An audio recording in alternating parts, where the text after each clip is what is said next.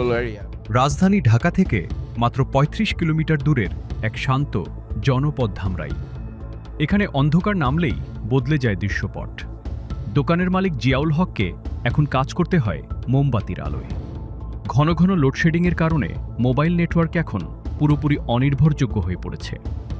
আমরা অনলাইনে কিছুই করতে পারছি না, এমনকি ইমো বা হোয়াটসঅ্যাপেও ১ মিনিটের বেশি কথা বলা যায় না। কল কেটে যায় অথবা আওয়াজ ঝাপসা হয়ে আসে। বাংলাদেশের অনেক প্রান্তে এখন একটি সাধারণ ফোন কল করাও সংগ্রামে পরিণত হয়েছে। লোডশেডিং এবং জ্বালানি সংকটের আঘাত সরাসরি পড়ছে মোবাইল নেটওয়ার্কের উপর। গ্রামীণ এলাকা এবং ধামরাইয়ের মতো ছোট শহরগুলোতে পরিস্থিতি আরও ভয়াবহ, যেখানে দিনে প্রায় ৮ ঘন্টা বিদ্যুৎ না থাকায় মোবাইল টাওয়ারগুলো অকেজো হয়ে পড়ছে। যখন কোনো ভিডিও দেখার চেষ্টা করি তখন শুধু বাফারিং হতে থাকে। সিগন্যাল থাকলেও হুট করে নেটওয়ার্ক উধাও হয়ে যায়।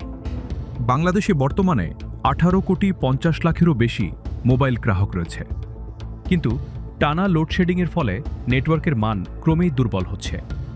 এর প্রভাব পড়ছে স্বাস্থ্যসেবা, ব্যাংকিং এবং ব্যবসার মতো গুরুত্বপূর্ণ খাতেও। বর্তমান বিদ্যুৎ সংকট আমাদের স্বাস্থ্যসেবাকে মারাত্মকভাবে ব্যাহত করছে। অনলাইন ব্যাংকিং এবং ডিজিটাল পেমেন্ট থেকে শুরু করে ল্যাব টেস্ট এবং হেলথ রিপোর্ট সবকিছুই থমকে আছে। ঘন ঘন কল ড্রপ এবং দুর্বল ইন্টারনেটের কারণে জরুরি চিকিৎসা সেবা দেওয়াও এখন কঠিন হয়ে পড়েছে।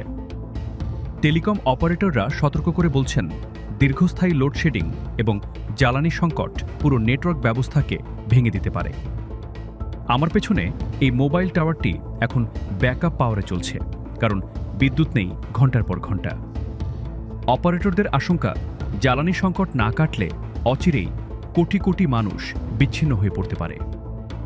বিশ্লেষকরা সতর্ক করেছেন, এই পরিস্থিতি দীর্ঘায়িত হলে জরুরি সেবা এবং দেশের সামগ্রিক অর্থনীতি বড় ধরনের বিপর্যয়ের মুখে পড়বে। Analysts warn that any major disruption could also affect